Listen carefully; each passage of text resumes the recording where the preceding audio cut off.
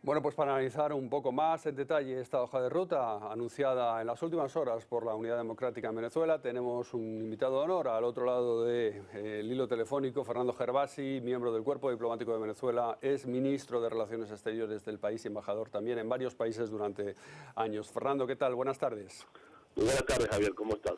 Esta hoja de ruta marcada por la Unidad Democrática establece varios pasos a implementar, comenzando con una movilización pacífica ciudadana en Venezuela el próximo sábado y gran manifestación en Caracas. Lo que hay que esperar, Fernando, en primer lugar es que sea pacífica, que no sea la chispa que encienda la violencia en el país, ¿no?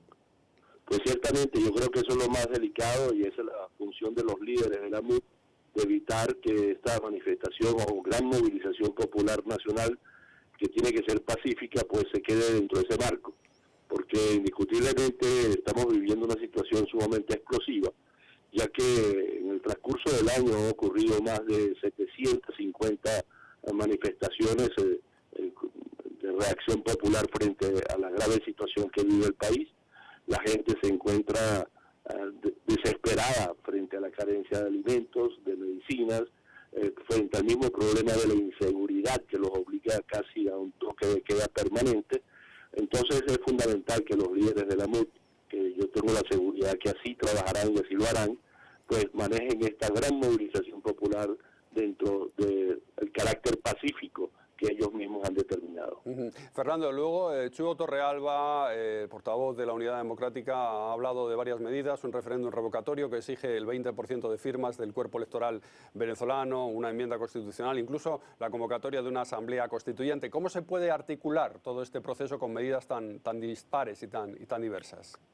Bueno, aquí pareciera que hubiera contradicciones y yo no creo que sea así. Lo que ocurre es que la propia mesa, a mi modo de ver, no ha encontrado una única solución. Y por eso yo creo que plantean, en primer lugar, la movilización popular para pedir la renuncia. Eso está contemplado en el artículo 133 de nuestra propia Constitución. No la solicitud de la renuncia, pero sí la falta absoluta del presidente de la República por renuncia. Y eso llevaría entonces a que hubiera elecciones en los 30 días siguientes. Pero también la cuestión del referéndum, que es algo que ya el pueblo venezolano ha practicado, es una posibilidad. Lo que sí está planteado también por la mesa y en esa propia declaración del día de ayer, es que habrá que adoptar una ley de referéndum, porque hasta el momento eso no ha sido reglamentado, de forma tal de que el Consejo Nacional Electoral no vaya a gestionar los tiempos como lo hizo en el pasado y diferirlo indefinidamente. Y finalmente pues está la cuestión de la enmienda, que es muy importante porque la enmienda la puede llevar a cabo una mayoría simple, los diputados de la Asamblea Nacional, y nosotros tenemos los 2/3. Y esa enmienda pues significaría recortar el mandato presidencial a 4 años, eliminar la reelección indefinida, y se incluiría, por lo que ha sido explicado, una cláusula diciendo que el mandato del presidente Maduro concluye a los 4 años, que es a principios del año próximo. Fernando, ayer planteamos en un encuentro mantenido en Madrid, en el que tuviste un lugar destacado, en Madrid Foro Empresarial, la pregunta si este año 2016 sería el cambio definitivo en Venezuela.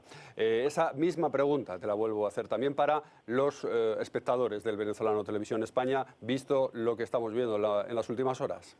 Bueno, yo creo que esta hoja de ruta que se ha fijado la oposición y que parte de elementos sumamente claros. En primer lugar, de que esta es la peor crisis que ha sufrido Venezuela. En segundo lugar, que los derechos fundamentales de los ciudadanos venezolanos son constantemente violados.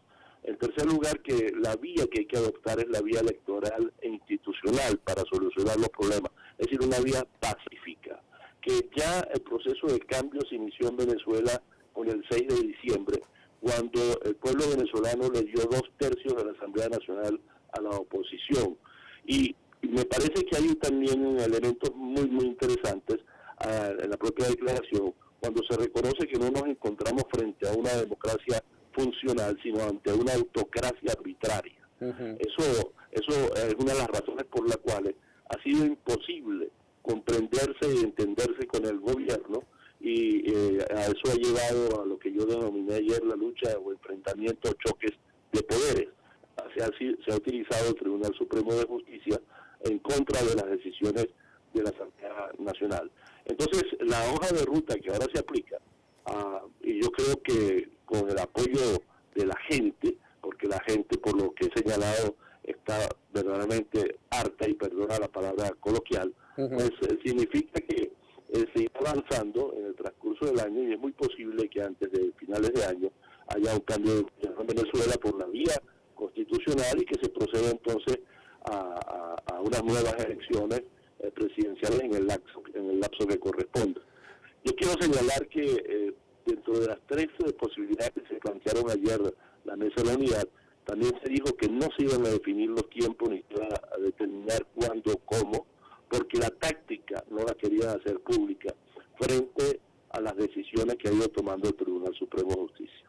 Fernando, pues ha sido un placer. Muchas gracias otra vez por tu análisis de la última hora en Venezuela, y muchas gracias por haber atendido la llamada del Venezolano TV España. Fernando Gervasi, diplomático, embajador y viceministro de Asuntos Exteriores de Venezuela. Muchas gracias.